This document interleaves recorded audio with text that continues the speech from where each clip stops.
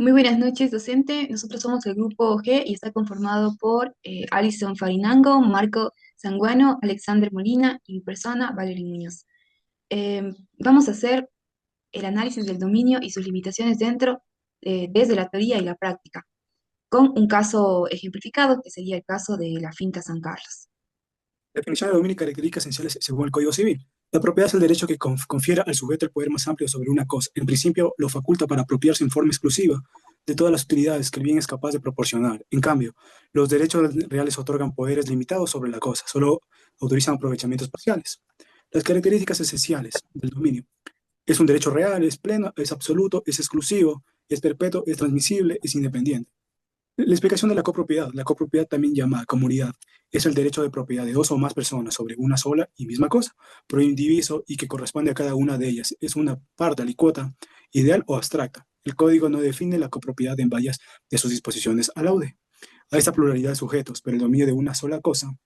La característica de la copropiedad, cada copropietario tiene una cuota ideal no física sobre todo. Las decisiones deben tomarse generalmente por mayoría. Se pueden dividir la cosa común a través de la participación. Cada copropietario puede disponer de su cuota, pero no del bien entero. Los copropietarios tienen derechos de uso, goce y disposición sobre su cuota, así como la obligación de contribuir a los gastos y cargas de bien. Presentación general, principales limitaciones al dominio fiduciario, usufructo, uso y habitación patrimonial, servidumbres. El derecho de dominio no es absoluto, existen figuras jurídicas que limitan el ejercicio pleno de este derecho. Las principales limitaciones son la propiedad fiduciaria, el usufructo, uso o habitación, patrimonio de familia y servidumbres. Este es el caso de la herencia de la finca San Carlos. Tenemos que en la parroquia de Ayora, perteneciente al Cantón Cayambe y a la vez de la provincia de Pichincha, hay una finca llamada San Carlos. Esta fue propiedad del señor Ernesto Heredia, quien lamentablemente en el año 2023 falleció sin previamente haber dejado un testamento, por lo que sus tres hijos, que son Raúl, el mayor, quien es empresario, Laura, quien es maestra y a la vez madre de dos hijos menores de edad, y Diego, quien se dedica a la agricultura, heredaron por partes iguales la totalidad del predio, que es de aproximadamente 5 hectáreas. Este predio también cuenta con una casa principal, un galpón agrícola, tierras de cultivo y un pozo de agua profunda. Entonces, tenemos que tras inscribir este bien en copropiedad, empezaron a haber discrepancias entre los herederos respecto al uso, administración y disposición del bien. Por ejemplo, Raúl desea vender su parte para financiar un negocio personal. Por otro lado, Diego propone que hay que dividir la finca para poder continuar con la explotación agrícola. Y por último tenemos a Laura, quien por su parte se opone tanto a la venta como a la división inmediata. Esto con el argumento de que reside allí desde hace más de 15 años, por lo que la casa constituye el centro de vida de sus hijos y debería ser declarada patrimonio familiar para preservar el grupo doméstico. Adicionalmente, hay un conflicto con un vecino, quien es el señor Zambrano, el cual utiliza el pozo de la finca para abastecer su vivienda contigua desde hace ya más de 23 años. Esto a raíz de simplemente un acuerdo verbal con el fallecido don Ernesto.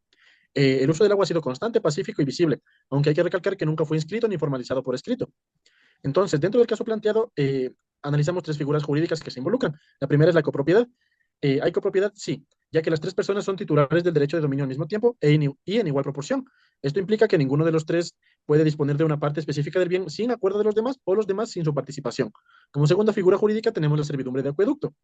La utilización del pozo por parte del vecino crea una servidumbre positiva, continua y aparente, que, aunque como ya se dijo, no fue constituida legalmente, cumple con los requisitos para la prescripción adquisitiva, los cuales son más de 20 años de ejercicio pacífico, ininterrumpido y a la vista del propietario, por lo que sí se la podría reconocer judicialmente. Y como tercera figura tenemos el patrimonio familiar. En este caso, la vivienda que Laura habita junto a sus hijos menores de edad puede ser susceptible a declararse patrimonio familiar, ya que esta figura jurídica lo que busca es proteger bienes destinados al sustento y habitación de un grupo familiar, haciéndolos de esta manera inalienables e inembargables por el tiempo que dure esta protección. Buenas noches, voy a hablar acerca de la solución jurídica. En lo que es la copropiedad y administración del bien heredado, conforme al artículo 994 del Código Civil, al fallecer el señor Heredia sin haber dejado un testamento, sus tres hijos heredan en partes iguales su finca, constituyéndose una copropiedad indivisa sobre el inmueble. Cada copropietario, en este caso cada hijo, tiene dominio sobre su cuota ideal, pero como no existen acuerdos, la administración debe ser conjunta y acordada. Si no hay acuerdo, cualquiera puede solicitar judicialmente la partición de la finca para poder disolverla. La partición debe realizarse respetando y garantizando la igualdad de cuotas y procurando que la división no afecte derechos de terceros ni tampoco intereses superior a lo de los menores. Patrimonio familiar. Laura puede pedir que la vivienda donde vive con sus hijos menores de edad sea declarada patrimonio familiar, figura que protege el bien destinado al sustento del grupo familiar. Esta declaración limita la disposición de la propiedad, impidiendo la venta o división sin una autorización judicial, en protección del interés superior de los menores de edad y estabilidad familiar. Así, la oposición de Laura a la venta o división inmediata del inmueble está jurídicamente sustentada. En lo que es la servidumbre, de acuerdo por la servidumbre y el acueducto por el uso del pozo de agua, el vecino Zambrano ha usado este pozo de la finca de forma pacífica, continua, por más de 23 años, lo que configura una servidumbre positiva aparente por prescripción adquisitiva. Cabe indicar que esta servidumbre puede ser reconocida judicialmente y garantizando el derecho del vecino Zambrano a seguir usando el pozo. A continuación les voy a hablar de la conclusión que hemos llegado en este caso. Este caso demuestra que ser dueño no es tener poder absoluto sobre un bien. El dominio, según el artículo 599 del Código Civil, es el derecho más amplio que una persona puede tener sobre una cosa. Pero en la práctica existen límites importantes. Por ejemplo, la copropiedad exige decisiones consensuadas, el patrimonio familiar protege a la familia sobre el interés individual, y la servidumbre te reconoce derechos adquiridos por terceros incluso sin existir una escritura.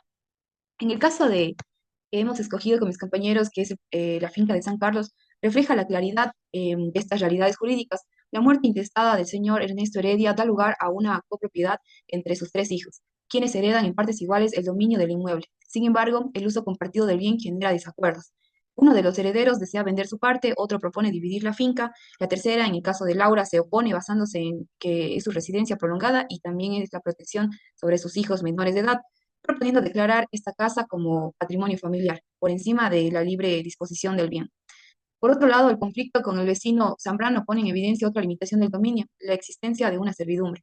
De acuerdo que, aunque no fue constituida formalmente, en este caso sin escritura, podría consolidarse por prescripción adquisitiva al cumplirse los requisitos legales. El uso pacífico, continuo y público del pozo por más de 23 años puede generar derechos a favor del vecino, limitando el poder de disposición de los nuevos copropietarios.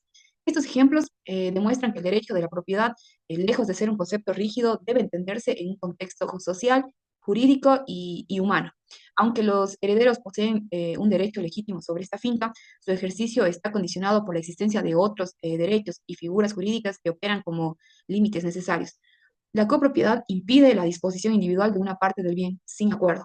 La declaración de patrimonio familiar restringe, de hecho, la venta o división de la vivienda, y la servidumbre protege el uso legítimo por partes de terceros. Finalmente, ser dueño no implica un poder absoluto sobre las cosas, ¿no? El dominio es un derecho fundamental, pero su ejercicio debe armonizarse con principios superiores del ordenamiento jurídico, como la equidad, la seguridad jurídica, la protección del grupo familiar y el respeto de los derechos adquiridos. Comprender esas limitaciones no debilita la propiedad, sino esta la fortalece en una función social y su legitimidad dentro de una convivencia justa y equilibrada.